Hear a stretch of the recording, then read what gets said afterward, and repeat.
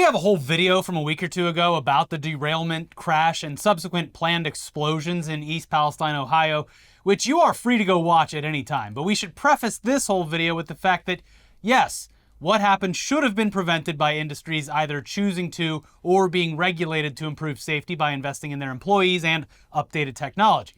The Trump administration rolled back regulations specifically related to the braking systems on trains carrying hazardous materials. The argument here is that this train wouldn't have qualified. Our retort was and is that the qualifications should have been more broad so that more of these massive trains would be forced to adopt newer brake technologies regardless. The Biden administration has also fumbled just right out the gate by not so much ignoring the entire incident, but being noticeably absent in what you would assume to be very basic community outreach. All they had to do was show up. And the reason why is the Democratic Party cannot even acknowledge the existence of Palestine, whether it is the original Palestine or the one in Ohio. We can't, it's a third rail, we're not touching it. Yeah. But yeah, we have no idea what the long-term effects of this derailment will be for the local population. Maybe go get your water at the local Costco. But we would assume that it would be better to over-inform, over-test, and be very proactive about this extremely hot-button issue rather than just, do what they're doing. Again, this whole situation, it's bad. We've gone over a lot of it, including the multiple veteran railway workers who have been ringing alarm bells for years, if not decades, in our previous video. We can't cover it all over again, so just, go watch that to understand that we understand the severity of this. Yeah, having said all that, the GOP has pounced on this moment in a very obvious way and are doing their very best to act as though this never would have happened if they, specifically Trump, were in charge, and that they would have immediately come to the rescue, which, based on their entire track record throughout time, and specifically the Trump years, is not true. It's a show, and they are absolutely using this situation for political gain. Quite successfully so far, too. And to be fair, it's also a damning indictment of our current elected officials because Trump's visit to East Palestine, Ohio would have never happened if the door weren't left wide open for him by both the Biden administration and, part of his administration, Transportation Secretary Pete Buttigieg, who finally did visit the site of the derailment on Thursday of this week.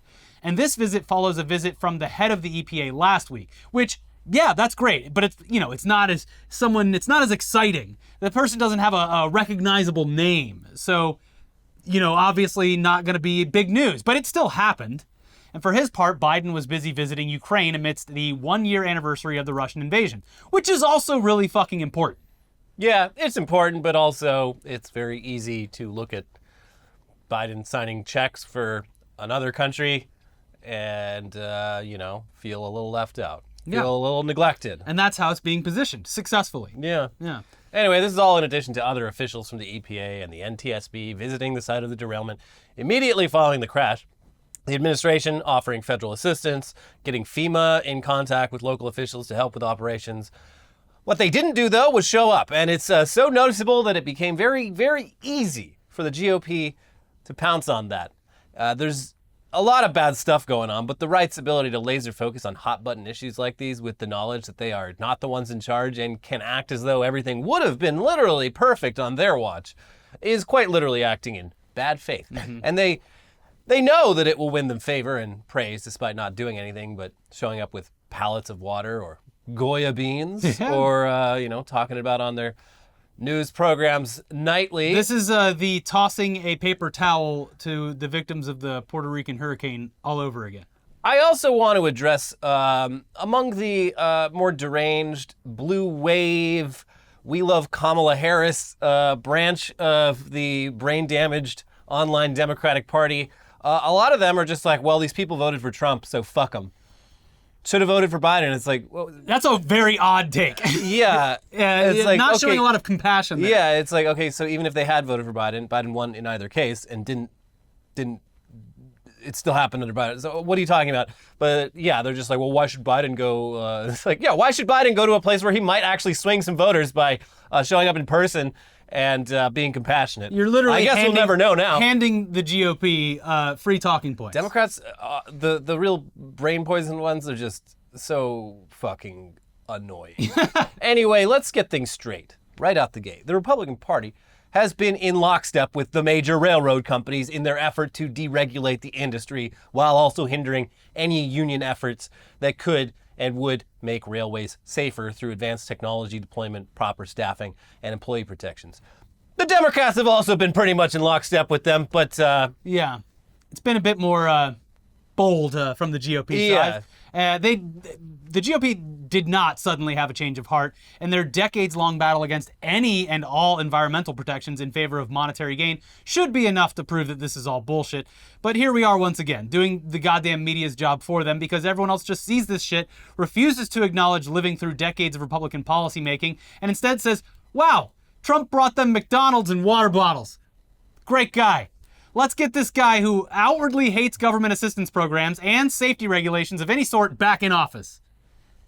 I don't know, is that intro into this video too long? Sorry, but arguing on the internet is exhausting and people are still going to spam this video with comments about how amazing the GOP is through all of this with zero nuance. But yes, former president and currently campaigning Donald Trump did show up in East Palestine, Ohio, bashed the current administration, talked about how he would have done things, and brought Trump-branded water and cleaning supplies before stopping at his favorite restaurant, McDonald's, on his way out and handing out some MAGA hats. Saying, I bet I know this menu better than anyone else in here. I love McDonald's. He actually walked up and asked what today's specialty was. What's the yeah, very weird. But yes, please, we are begging you to see through this. It is clearly acting in bad faith, but here's the Associated Press with more on the visit. The former president, who is mounting a third bid for the White House, wore his trademark red Make America Great Again cap as he said the community needs answers and results, not excuses.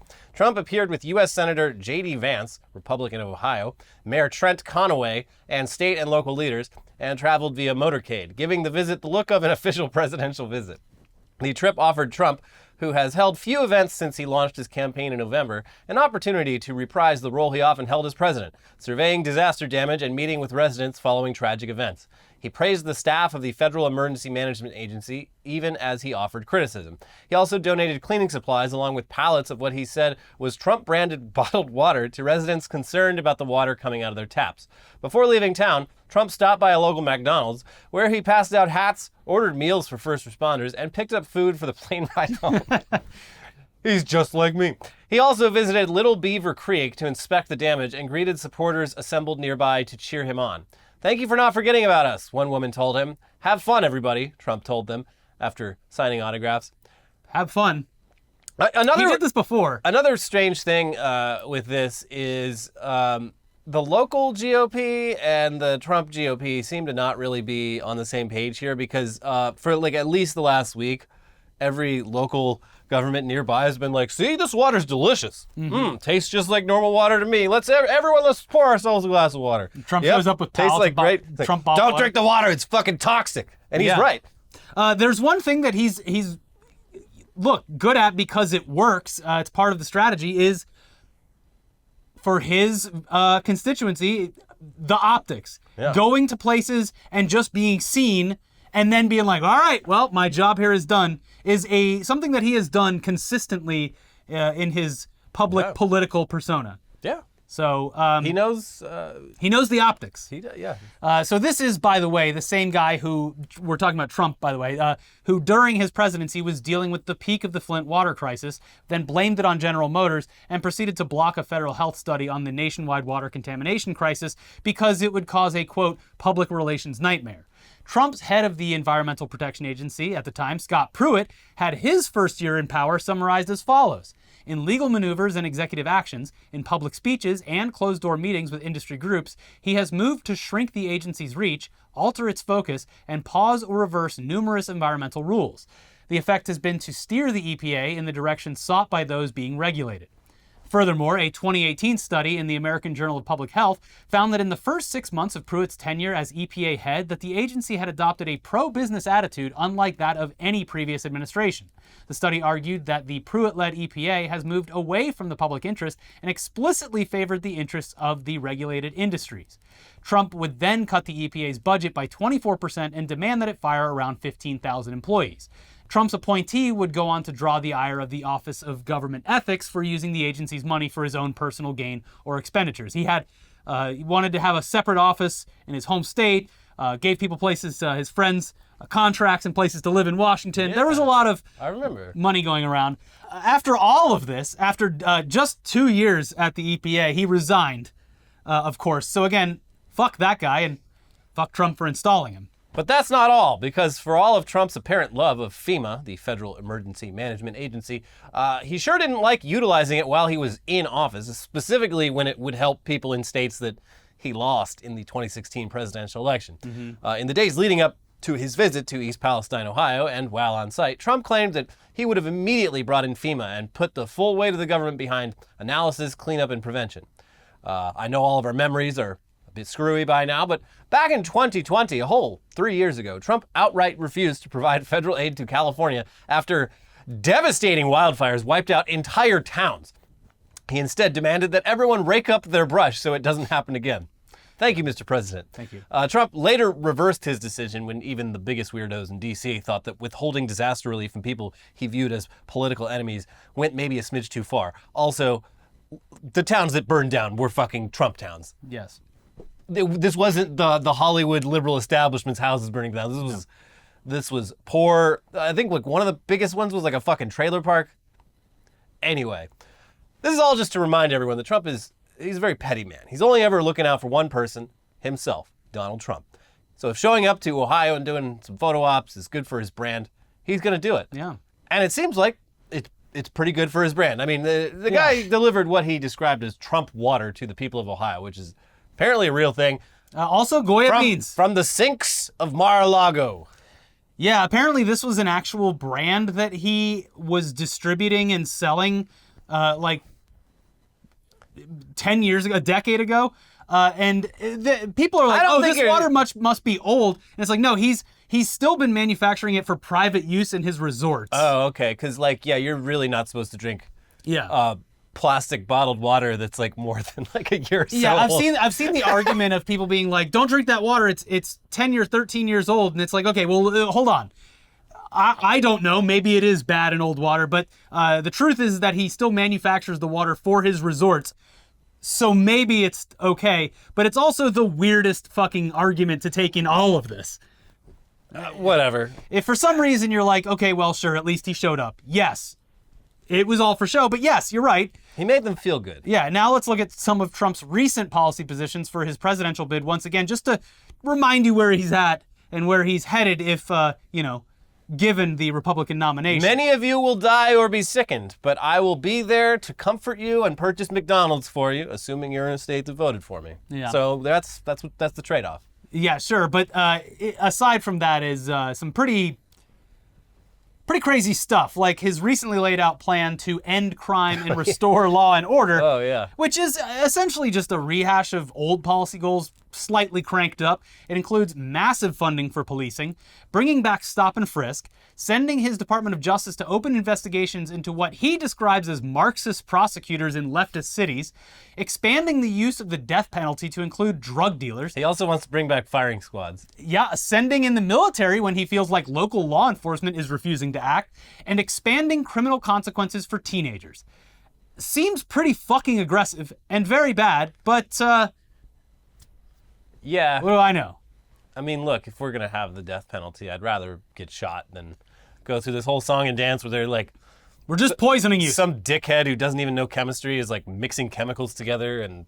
This'll definitely kill someone. We'll see if this works or not. Yeah, I don't know how fast or humane it'll be. Just shoot me. Anyway, we need a cold shower with some clean water after that very annoying story. So meet the dog with the world's longest tongue. Wow! We love fluff, don't How we, does folks? he get around with that thing? It's Sweeps Week on YouTube. We got to do the dog with the tongue story. That right there is Bisbee, a 3-year-old English setter and very good boy whose tongue is so long his owners had it measured by their veterinarian, then submitted those findings to the Guinness Book of World Records, where Bisbee presumably unseated some weird dog from Turkmenistan. Yeah, some dog that was breeded to have the longest tongue. Much to the chagrin of that country's president. Yeah. Or I guess former president. I guess his son took over. Is that a world record? No. So actually, the previous title went to a Saint Bernard with a tongue over 7 inches long, but that dog died back in 2021, so this was an inevitability. There needed to be a new Instagram dog. Yeah, the the crown passes a lot more frequently in the dog world. That's true.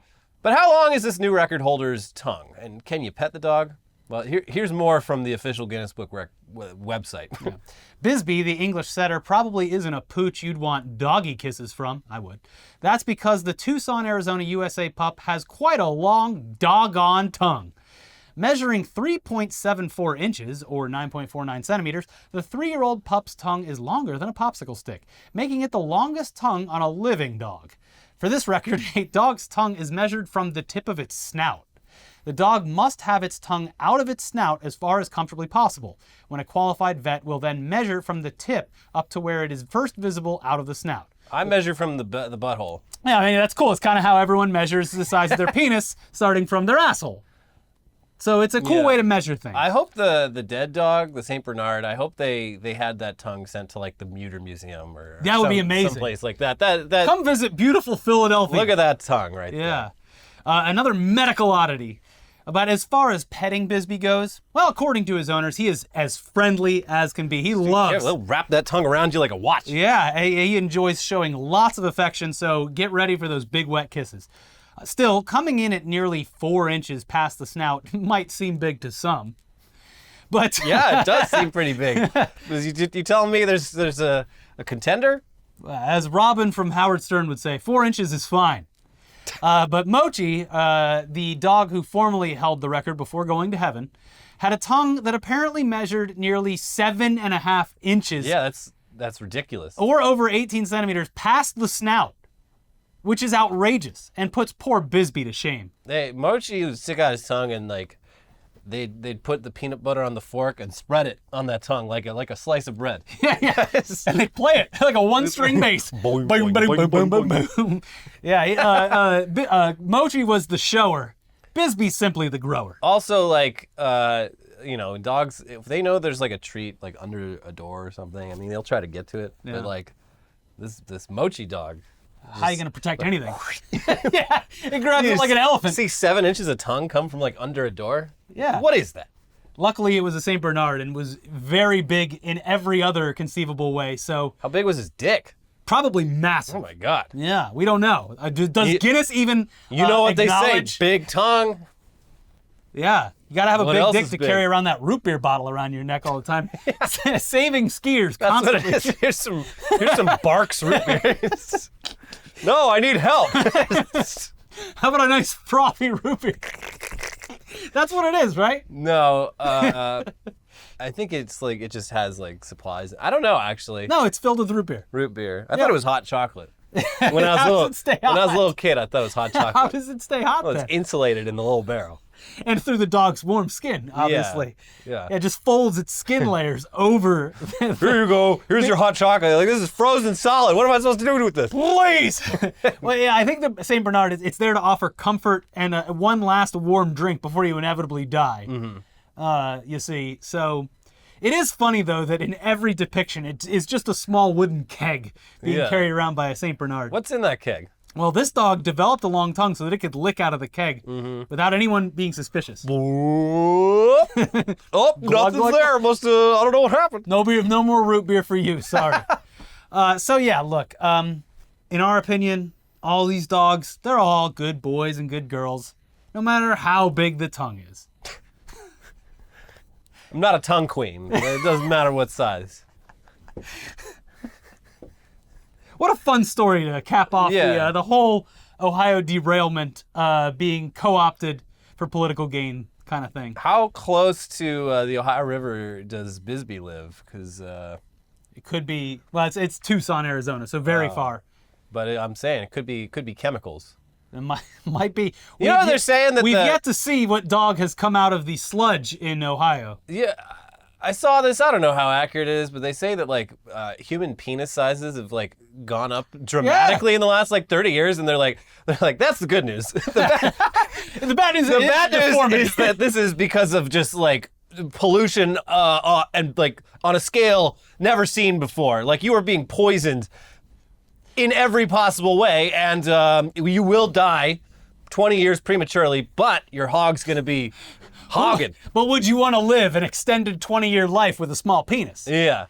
There was a study, I don't want to misquote it, from years ago about the development of women's breasts and how it relates to just Americans' consumption of food, and specifically the foods that they eat. It's just like, yeah, they got big honkers, but at what cost? Yeah. So, anything that you seem to gain from life, there's probably something bad lurking in the shadows there.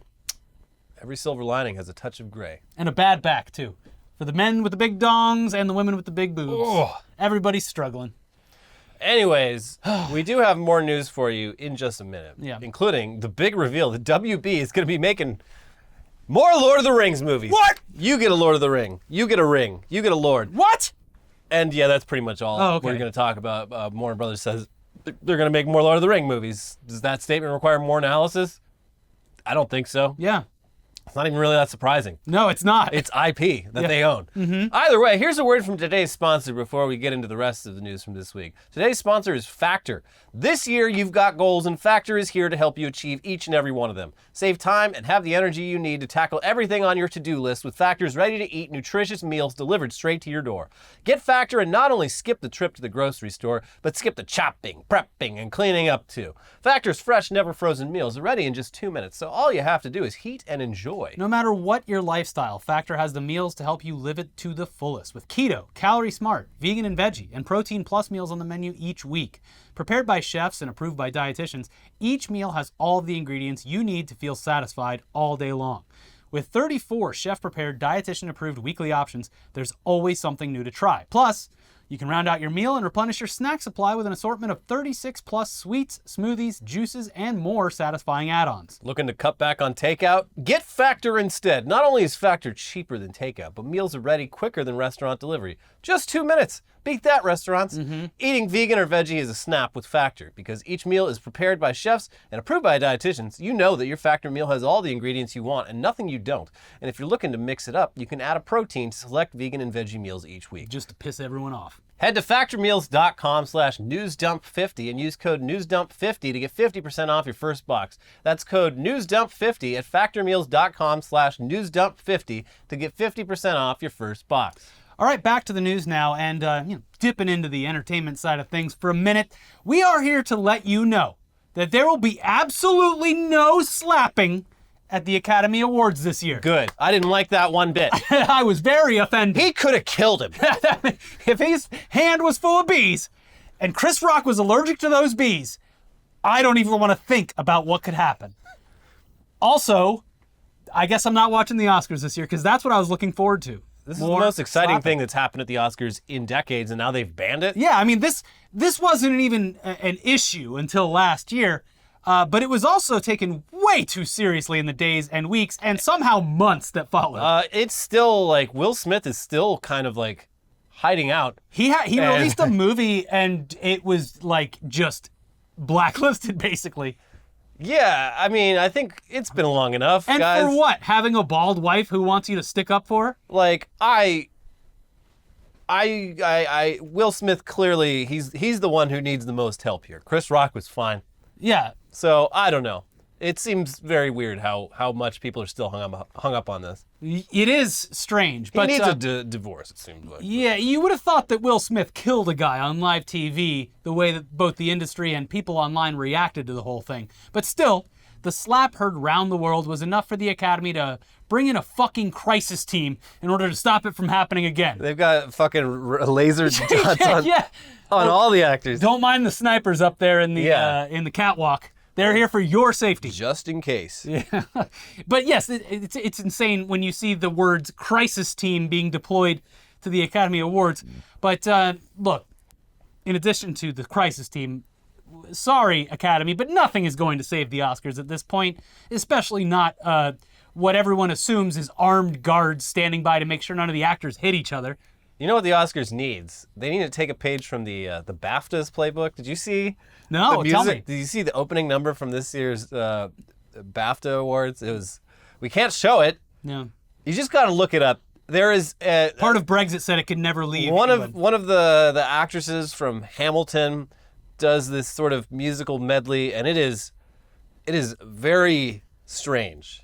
It's like a top cringe clip from the recent past. Why are we holding back on this fucking kind of wild. stuff? It's what makes people watch. Come on, Yeah. slap more people. I would have never known about it if people weren't like posting about it for days. I'm like, oh, this is amazing. I watched it like several times because I was surprised you were able to captivated see by it because with Brexit, you're not allowed to show any more Well, that's the bad great stuff thing outside about of it. Elon Musk's Twitter is copyright infringement is okay. Yep. But look, the crisis team, it's not actually, or at least I hope it's not actual armed guards there. It's just an extreme PR firm that is ready, willing, and waiting. Something that you would assume they would have had anyway. But regardless, here's Time Magazine with more on the Oscars Crisis SEAL Team 6. Slap Team 6. Yeah. Almost a year after Will Smith slapped Oscars host Chris Rock at last year's show, the Academy is still dealing with the fallout. Bill Kramer, CEO of the Academy, says a crisis team has been put in place for the first time in Academy history to handle other possible surprise moments. Elaborating on this during an interview with the magazine, Kramer said, "Because of last year, we've opened our minds to the many things that can happen at the Oscars. But these crisis plans, the crisis communication teams and structures we have in place, allow us to say that this is the group that we have to gather very quickly. This is how we all come together. This is the spokesperson. This will be the statement. And obviously, depending on the specifics of the crisis, and let's hope something doesn't happen and we never have to use these, but we already have frameworks in place that we can modify." I love how he said, like, I hope we don't have to use this. Because if Warren Beatty gets the award winner wrong one more fucking time, Dick Tracy, that copyright is going straight back to where it belongs, I guess. Yeah. That other company. And that's because they're going to shoot Warren Beatty. Yeah. Sad. The Oscars is not holding back. Oh, you wanted to see violence? We'll show you violence. I hope Warren Beatty shows up as Dick Tracy. That would be for fucking no reason. amazing. For no fucking reason. They should give him an award for his appearance on Turner Classic Movies. No, my lawyer said the last thing I did, it didn't quite meet the threshold for proper usage of intellectual property, so I'm wearing the trench coat again. For the 32nd year in a row, Dick Tracy wins Best Picture. Accepting the award is Dick Tracy himself, Me. who really has it out for Warren Beatty. And we're going to have Warren Beatty out on stage too as a hologram so they can Yeah. argue with each other. This is top quality content. Get wild with it. Make the Oscars dumb as hell. Anyways, yeah, they're definitely going to have snipers making sure no one gets slapped, aren't they? But like we said, Pulling back your hand to do a slap and just like just a hand gets blown a off. 50 cal just takes your entire hand off. I was congratulating him. No high fives at the Oscars because No. they're going to get very And a testy. false alarm. They got Chat GPT running most of these guns. Actually, so Nobody wants to snipe anymore. because no humans should be tasked with taking another life. We have given the job to the new Bing AI. I'm feeling very lonely. Anyways, this seems to just be a way for the Academy to get out in front of the narrative instead of just shooting people. I choose to believe there are snipers. Yeah. First of all, who cares? The slap was literally the only thing that people were talking about after last year's ceremony, and it was maybe the most viewed clip of the award show ever. Yeah. If anything, they should let these nominees physically fight over the award. At the very least, it would definitely increase viewership, which is their end goal in any decision-making process anyway. Yeah. And this year's host is Jimmy Kimmel, a man who not only wants to get slapped, probably gets gratification out of Yeah. And if you slap Jimmy Kimmel, he'd probably cry. it. He definitely Great would. content. Yes. He does cry a lot. And then he can see you on the show immediately after that he does Yeah. an Next interview door. about the slap. Yeah. That's called integration. They're definitely, like, I wouldn't be surprised if they had some bit where, like, he gets slapped and, like, pratfalls or something. I don't know. That's the thing I'm more curious about is, like, do they acknowledge it or no? I think what they should do is, honor every bald person in the audience Yeah. with a static shot We are Like the the- bald. like- we are the people. like the in memoriam section. Yeah. It should just have photos of all the bald people, even if they wear wigs or have, like, implants. Actually bald. Yeah, just call them out. Travolta, yeah, we know. You're not fooling anyone. He's embraced it now, which is Yeah, he good. finally has. Yeah, so that's good. But yes, I think Elon Musk. pointing out every bald person in the crowd can only do good things. We are the bald. We refuse to be silent anymore. Anyways, moving over to your weekly what the fuck is going on over at Fox News story. The word woke has obviously lost all meaning, and at this point it's just a catch-all for anything that conservatives don't like. It's been like this for a while now, but the increased usage of the word to describe literally everything and anything has reached a level of absurdity not seen before. Case in point, woke Legos. Woke they goes. I guess. They them goes. Fox News' latest target in the absolutely pointless culture war that they are waging are Legos. Why? These new woke Legos, they don't hurt like hell when you step on them. They're soft. They're Legos. soft. This is bullshit. What happened to this country? Yeah, we used to make hard things, and we didn't used to make it. We would import them from Denmark, but that's neither here nor there. So why has Lego now gone woke? Or which Lego is woke now? Or what is going on? Well, allow us to explain. You see, Lego released a figure that is missing a leg. And one that has Down syndrome. What? Wait. That makes them woke, you see. Okay. Also, it's probably because Lego originated in Denmark, a socialist country. or Oh, something. yeah. Yeah. Very social. These Legos have healthcare, goddammit. Don't you understand? That's funny because I used to like pull the fucking limbs off all my toys. Yeah, well, the thing is I didn't know that was. these Legos are actually taken care of by their government's healthcare. Yeah. And that's why, if people look into it, they're going to see that taxpayer-funded healthcare could benefit society. So, the Legos are woke. They've gone woke. Anyways, here's more on this latest bit of outrage from The Independent. In a segment on Fox News, host Harris Faulkner introduced a segment on Lego by announcing that Lego is going woke. As evidence, Faulkner offered news that the Danish toy company is unveiling a range of new characters that include characters with anxiety, characters who are disabled, and characters with Down syndrome. These are really important issues, Faulkner told Fox radio host Jimmy Failla. Do you want Lego in there? Definitely not, Failla said. But what's so fascinating about this story is the divide in the country. Republicans think it is insane that they are forcing identity politics into Legos. Democrats are upset they didn't make a drag queen stripper. What? What? They're fucking Legos. You put them together, you build shit with them. Shut Literally up. do whatever you want with them. That's kind of the whole point. Yeah. This is the Mr. Potato Head thing all over again and worse. But it continues. Faya, who hosts the radio program Fox Across America on weekdays, went on to argue that Lego is introducing the characters with various different identities because of a particular political agenda. But the reason they force identity into toys is because they think identity comes with a built-in political orientation. And that's what they're after here, Faya said. I'm not having it. This is especially like grotesque because, I mean, just in this country in general, a lot of people are on disability. But I would imagine, like, within the Republican Party, especially the older generations, you got a lot of people on disability. And a lot of people... I guess you could say those people have gone woke by being disabled. The oldest members of the Republican Party are Vietnam veterans who may have lost limbs fighting a pointless war. Yeah, they went over to Vietnam. They got woke. They came back woke. Jesus. And PTSD. Woke. You mean woke syndrome? Yeah. So if nothing else, this segment might, as Elliot pointed out, have a cooling effect on the term, as even this might be a bit too much for your average Fox viewer, some of whom undoubtedly suffer from the very ailments that are being represented in this toy set. Has this guy seen the ads that run on his channel? Yeah. It's like, I don't know. If you knew nothing about Fox News and you just had to like guess who's watching this based on the ads, you would be like, oh, the sickest person who's ever lived is the target audience here. Someone who has every fucking disease. You know who's woke? Everyone who uses a CPAP machine. Isn't that what? Lego's going to come out with a toy that snores now? It drives me insane. Anyways, look, at least, hopefully this snaps people out of it. Either way, we got this amazing screenshot out of it where their entire news wall is filled to the brim with woke-ass Legos. And also a chyron that says, missing limbs or having anxiety are symptoms of the wokeness. Wow. It's, yeah. They've gone woke.